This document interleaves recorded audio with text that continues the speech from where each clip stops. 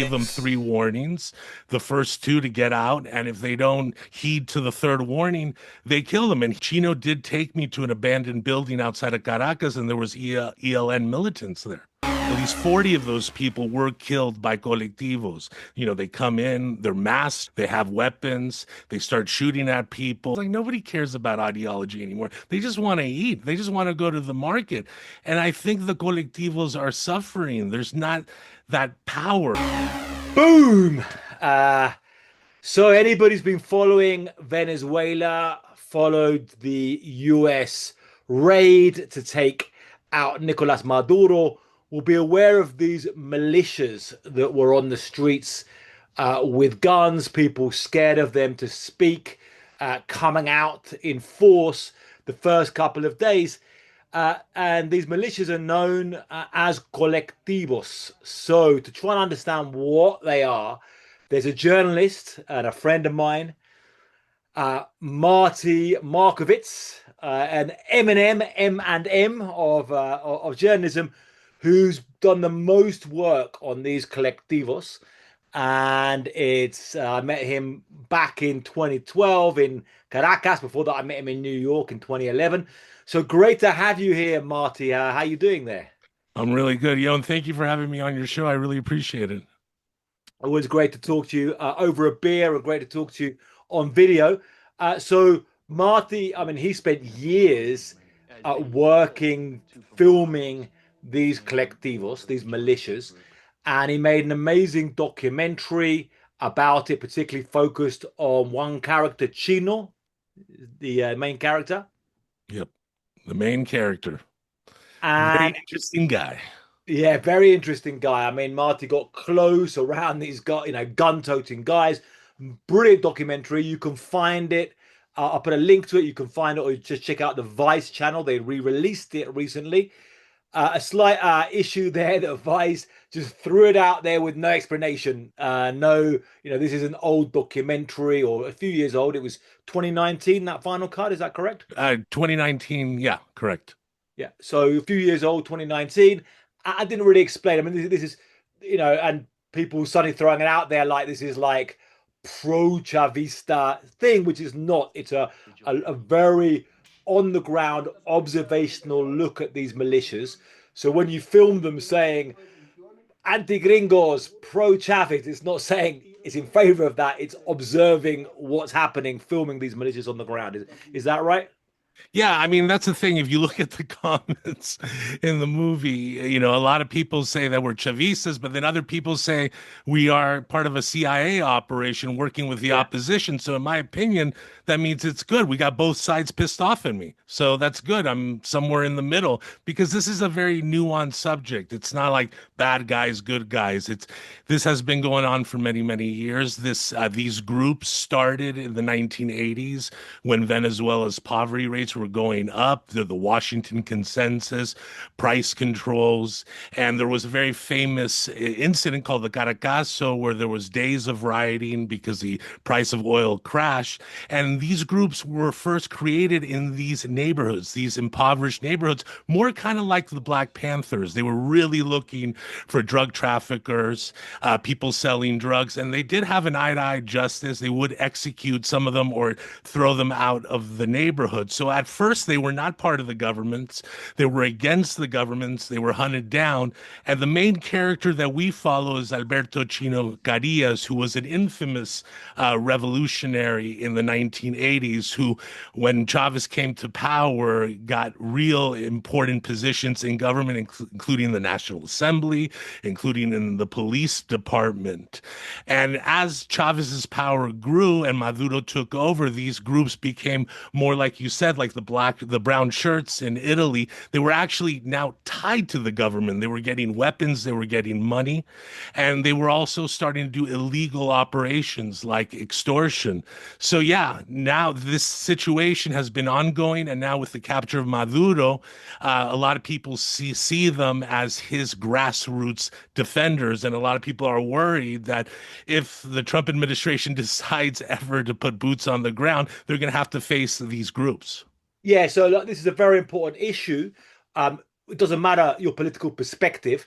You could be completely MAGA or in favor of you know a democratic transition in Venezuela, or a somebody who's sympathetic to some kind of socialist project, whatever it is.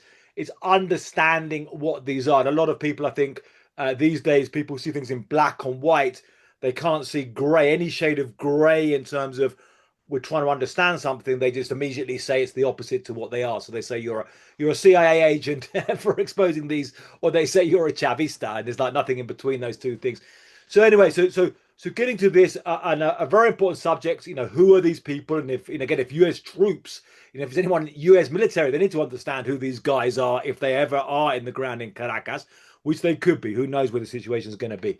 So let's, you know, as you say, the kind of picture later on about this is some pretty brutal stuff. These militias repressed, and one thing you can see is why there's very emotive responses in Venezuela by people who were on the streets demonstrating, and these guys were like shooting at them, repressing them, handing them in to police prisons and stuff. So there is a lot of bad blood on the streets there. But let's take it all the way back. So the origins of these groups, and the group particularly that you looked at and were around, particularly kind of embedded with, was the Tupamaros, was this inspiration of the Latin American revolutionaries, the guerrillas of the 1960s. That's the kind of older origin story, would you say, of these groups? Yeah, I mean, it all comes down probably, to Bolivar, and his dream of uniting Latin America against U.S. imperialism, to Che Guevara, to Fidel Castro, and then, of course, the Tupamaros in Uruguay who were fighting a tough police state. So a lot of these groups in the barrios of Caracas in the early 80s took the name Tupamaro, but there wasn't just Tupamaros. There were a lot of different groups, especially in this neighborhood called 23 de Enero. This is a very political leftist a neighborhood slum where a lot of these groups came about. These are the groups were the ones that were patrolling the streets, acting like Black Panthers, taking out the drug dealers, and so forth. But then what happened was, there Just, so- was a big just yes. 1 second about that point. Taking out drug dealers. Now, this is an interesting one. Um, First, I mean, like killing drug dealers. It means executing drug dealers. Yeah.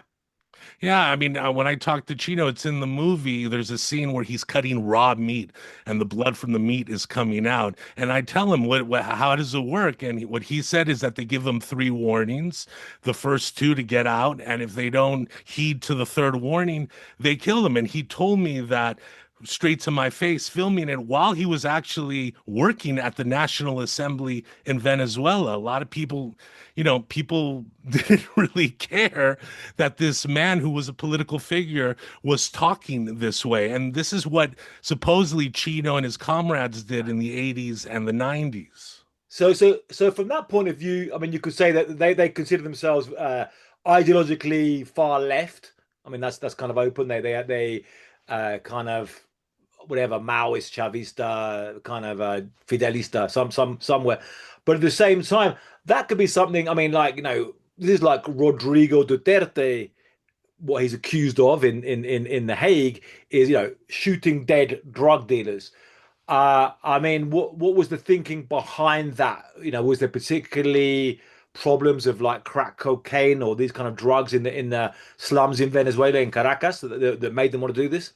Well, this is in the 1980s when cocaine was spread widespread throughout, the world, especially in Venezuela, which is right next to Colombia. Venezuela is not a producer; it traffics it, and at the same time, the police in Caracas, they make $20 a month. These groups looked at them as enemies because they were working with the narco traffickers because they could make more money. So these groups, their enemy was not only the drug traffickers, but it was also the state forces from the police. And until Chavez came into power, that was the situation. But then suddenly in 1992, Chavez, who was a colonel in the military, did a coup. It lasted a couple of days. He was jailed, but he sought the help of these groups like in 23 de Enero, blocking streets, helping clear the path, stealing guns, including Chino Carillas. And although he was jailed, Chavez became a folk hero, and he became president a decade later, a lot with the help of these Tupamaro groups. But one thing that we have to understand is that in the beginning, Chavez didn't say he was a socialist or a communist. He was, more of a populist. And it was when the United States support coup in 2002, when he was removed from power for 24 hours, he was radicalized, and these groups helped him. And again, the opposition kept on trying to take him out with support of the United States, not just the coup. There was the PDVSA oil strike in 2002, which decimated the oil sector. Just slow back a second, some of this stuff with the drug stuff, because I think some people hearing that will immediately have alarm bells going off. That these guys, although they murdered drug dealers, they later became drug dealers or Yeah. ran drug stuff. Now, this is kind of a common cycle we see in paramilitary groups, and these are paramilitaries, militias, I say paramilitaries. Um, do you think from the beginning, obviously you filming there in later on, but is your sense from the beginning they were genuinely kind of anti-drug dealers and then just realized there's just too much money in the drug game? Or early on they were quite cynical. Well, we can take out drug dealers and then take over their patches. I think there was a genuine, reason to take out the drug dealers, and they were common enemies in the area. But the thing was, what happens when they started getting power? Because Chavez became president and he started right away creating these Bolivarian circles, which were these militia groups. And a lot of these Tupamaro groups started joining in case there was an invasion, in case there was a coup attempt. And then that coup attempt happened in 2002. And then there was a whole campaign of destabilization. So Chavez got radicalized and he started seeing these people as people that he needed in his government to control. But at the same time, as they got closer to the government, they got closer to drug trafficking. And a lot of these people weren't as ideological as they said they were. And they got into that game. And then at the same time, they started getting state funding. Before they were outlaws. They didn't get any state funding. So just to do in that 2002 coup, and there's a very interesting scene in your movie. Again, your movie documentary though it focuses on this one guy, El Chino. It goes right through these time periods and really makes you see this stuff. There's a scene there where the coup happened, and then Chavez was put back in power by the military. But there was this people on the streets, including these colectivos, these militias. How important and how big that they were kind of out on the streets with guns. That was like, let's go. They're taking our president. We're going to like get him back. So how important do you think they were in fighting that coup in 2002? I think they were very important. I think one of the reasons Chavez got back was there was such a outcry from the barrios of Caracas, and even my character Chino Carillas in a WikiLeaks document said that he went into a police department, took it over, and helped with communications with people who were allied with Chavez to get him back. And the day he was returned, thousands of people were on the street, and there was no way to go against them. And these people had been training for this. Like I said, the Bolivarian Circle started a year before. They had weapons, they had surveillance. I mean, they were very, very important. And at the time, the military was not purged yet. It was full of opposition people. So these were the people that, for the most part, Chavez and the Bolivarian Revolution counted on. And this was kind of like their greatest hit. There had never been a coup where the guy went out and then came back in and became even more powerful. And I think that Chavez recognized that, and it's immediately after the coup that he started putting these people in the government in official positions that horrified the opposition, because these were people who actually executed people, executed cops, executed drug dealers, and now suddenly, they were part of the police department. They were in the National Assembly, and a lot of people who supported Chavismo, they liked it because it was very democratic. Yes, it was socialist and leftist, but it was democratic. There was a respect for the media. After that, you saw Chavez doing the opposite, doing a lot of the tactics that right-wing governments did, censoring the media, having these paramilitary groups out and about, and it brought a more fear into the Venezuelan psyche. So just to get a sense of who these people are, these colectivos, the group there's basically a bunch of these different chapters you could say, or individual militias. I mean, I don't know how. Do you have any idea how many there are across Venezuela completely? Yeah, well, in Reuters, they said that there was actually 46 groups in 23 de Enero alone, and that there's hundreds across the country.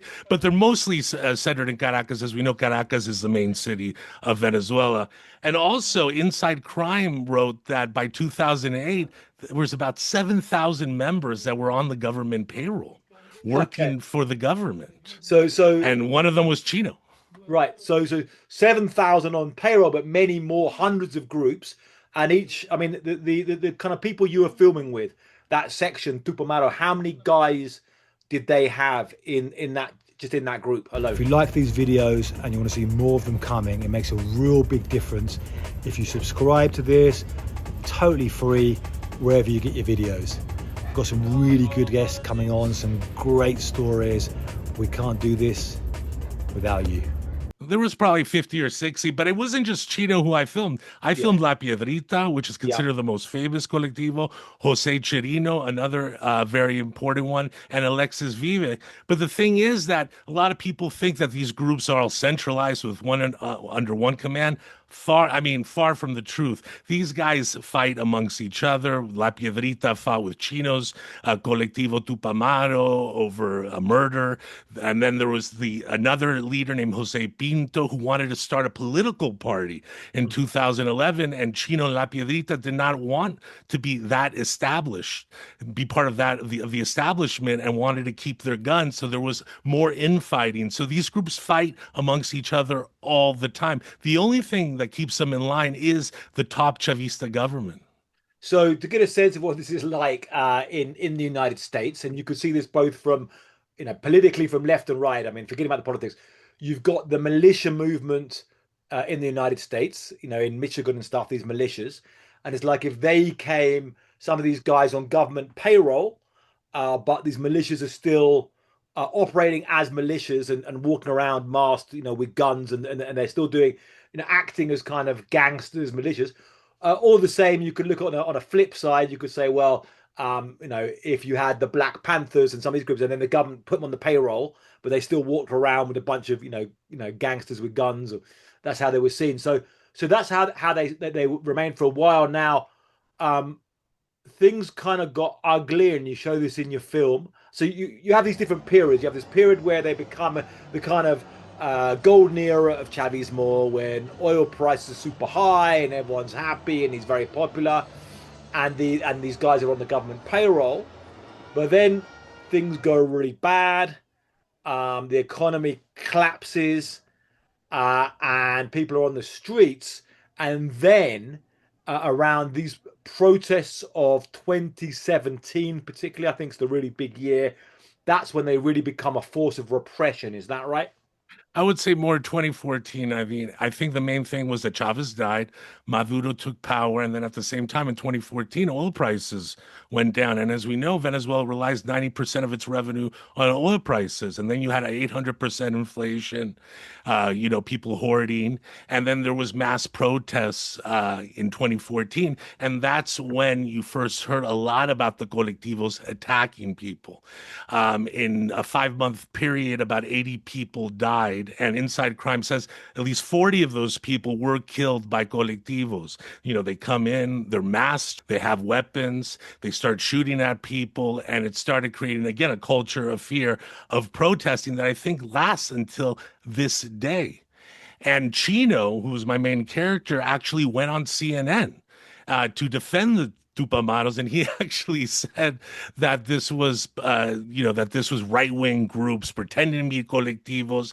But at the same time, 5 days before, I interviewed him, and he said he was going to go with his groups to go and attack these protesters. So that was something about Chino. He would say one thing and then do another thing, and it didn't matter. And he was a very complicated person, and that was the situation filming him the whole time.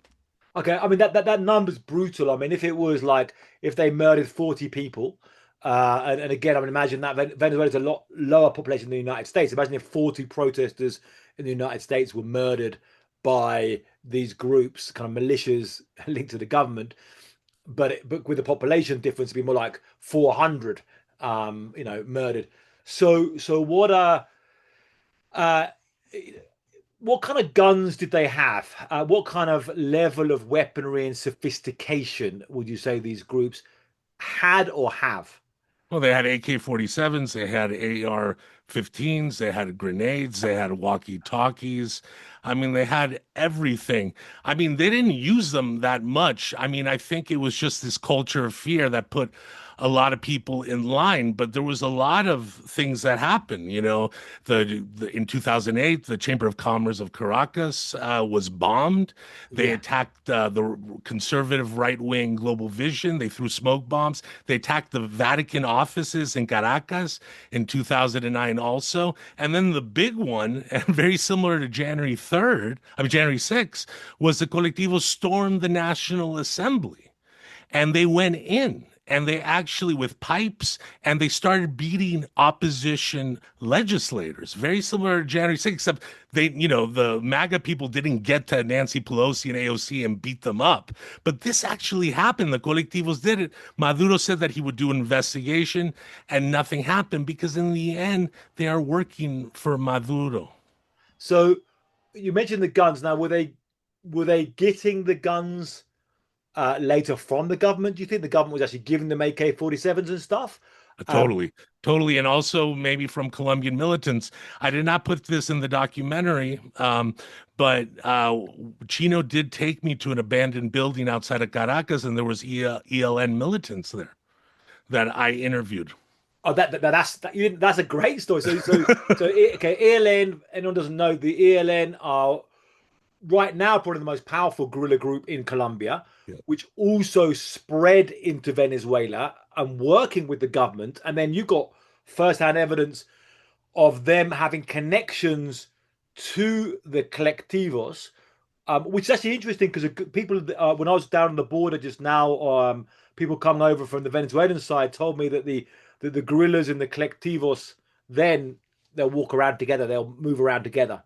So you actually went, and where was this place, and what was it like? What were the ELN guys like? What was the whole scene? It was it happened one time, and it was an abandoned building, probably in the suburbs of Caracas, somewhere outside of Caracas. Chino took me in. They were actually living there. They were like squatting there. There was about 10 guys, and they had masks on. I saw some weapons, and Chino had me interview them because Chino wanted to play up the fact that Colombian militants were actually working with the colectivos in Tupamaro, maybe to just show how powerful they were.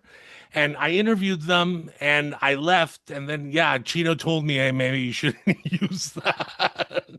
And it didn't fit really the story that I had it, but I still have the footage. And it was very scary that, I went to Venezuela when I was 25 years old. I was, loving Chavez, because I was, very progressive. I thought Chavez, was going to redistribute the oil wealth to the poor. He was really doing a lot of great social programs like the missions. He combat literacy. He had healthcare centers all over, a lot of them, controlled by the colectivos. And when I met Chino, I think he sensed that and he saw that maybe I was going to make a documentary where he was like Robin Hood and he was a hero. But while I was filming him, I did notice that it wasn't really the case, that a lot of people in the neighborhoods did not like him. We started hearing rumors that he was involved in some crimes, especially selling things on the black market. And I got really nervous because I wanted to finish the documentary, but I could not make a puff piece. I had to show what I was doing, show the truth.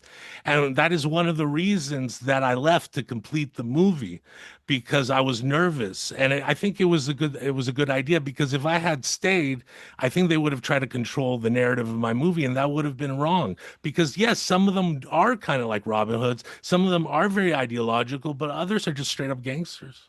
I mean, you get cases like the French director who made a movie with the Mara Salvatrucha, well, Barrio 18 actually in El Salvador, great movie, La Vida Loca. Again, very embedded with them a lot of time, very observational. And then that came out, and some people might have been pissed, and he was murdered. So, I mean, yeah, people might say like when some people might hear, wow, you didn't put that scene with the ELN, and that is kind of from journeys like that just seems like such a scene, but it's a bit different when you're hanging around with loads of guys with AK-47s. And you know, this is the movie, and they tell you don't put that in the movie. You know, it's quite tough to override that. Um, so as well as murdering protesters, I mean, and we mentioned that they got into selling drugs or taxing drug dealers. Did they were they also doing other crimes like shakedowns, kidnapping for ransom, any of this kind of stuff? Yeah, extortion. Remember, there's a big problem with shortages. They got first dibs in getting a lot of food, oil, that kind of stuff. Then they sell it in the barrios at a higher rate. I mean, these guys are connected to the government. But one thing I wanted to say about Chino is that Chino also did not say that he was a saint. As you could see in the movie, he Yeah, says he has the tattoo 666 on his neck. He talks about killing people, and he said very openly, I'm going to hell. And even though he told me in the beginning, we're doing this for the people, we're going to help everybody out, this is for socialism, I think he knew deep down inside that he was doing a lot of wrong things, and that really hurt him. And maybe that's one of the reasons why he participated in the documentary. And also I think he wanted to settle some scores with other Colectivo members, that had crossed him. And it's like, hey, if I get in a movie, I'll be immortalized. Everybody else is going to forget about you. And in a way, it worked. He's been dead since 2017. Vice just released a documentary again. It's getting a lot of hits. So, maybe it did work. this stuff is tough, and like yourself, I was younger and more idealistic, and I got mugged by reality. Is the correct expression, and yeah, you learn life's complicated. And I think just encourage a lot of people out there who just seeing these crazy world events and want to see very simple narratives. The life's more complicated, and like you might it sounds good, the idea of being a revolutionary, and then you get these kind of bad guys, kind of complicated gangsters on the streets. I mean, with the headline which Vice put, which I think is a wrong headline, was like the gang lord who controls Caracas, which is, it's past, but also it's not a simple gang lord. These are these kind of militias, paramilitaries, but they are also kind of in organized crime. Uh, from 2017, or from 2014, they become more a force of repression. How what was the government doing? Was the government? I mean, the government was blatantly just working with them. The police were ordered not to arrest them, or did they kind of play a double game? The government of saying, "Oh no, we are." Did they try and arrest some people to kind of pretend they're reining these guys in, or was it just completely blatant? Well, yeah, there was some fissures like in 2009 when La Piedrita attacked Global Vision, the conservative opposition channel. Chavez condemned La Piedrita on A lo Presidente. So, I don't know if he was doing that for show, but there was very strong links. Like I said, Chino in 2004 was appointed to be deputy of urban security in Caracas, basically part of the police department. Remember, Caracas was and is one of the most dangerous cities in the world. The Colectivos and the Tupamaros did not do a real good job because the city continues to be that way. And I remember when I met Chino, he was not in the police department, but they put him in the National Assembly. And I remember going there. And like he didn't know where he was. He went into a cubicle, he started typing, and there was nothing on the screen. It was obviously the job at the National Assembly was almost like a mafia no-show job. Yeah. And it was just ridiculous. And people, he just wanted to have fun. He liked to drink a lot. He was really into heavy metal music, Guns N' Roses. It's funny for somebody who talked very bad about the United States. He loved American culture. He loved The Godfather. He loved James Cagney films. He would talk about it all the time. So he was a very interesting guy, but yeah, he was definitely, connected to the power structure, especially Diosdado Cabello, who now is the interior minister, who used to be vice president, who used to be the head of the National Assembly. Right now that man is still in power, even though Maduro got captured. And there seems to be two sides. There's the Rodriguez siblings who Trump tapped to be basically continue being president, Delcy Rodriguez, and there's Diosdado Cabello, who has strong links to the Colectivos, who has strong links to the military, and we got to see what happens in the future. If Trump is going to let the Chavistas run, is there going to be a division? And if there is a division, will the Colectivos protect Diosdado Cabello? Right. So we have the US uh, intervention attack in uh, January 3rd this year. They go in there, they take out Maduro. Now, in that moment, you can't really have expected the collectivos to have been able to mobilize. I mean, they're not the military. They couldn't mobilize to fight the kind of US special forces going in. That was the job of the Venezuelan military, who didn't really do that. Um, but then in the days after, we saw some quite big presence. There was a big march that happened, I believe, on the Monday, I think, after they took out Maduro, where you saw a lot of the collectivos with a lot of guns showing their presence, and a kind of fear this could become a bit like Beirut-like, if there's a kind of a power vacuum and the collectivos become, controlling neighborhoods. But then, interestingly, they kind of have withdrawn. So now they're not there.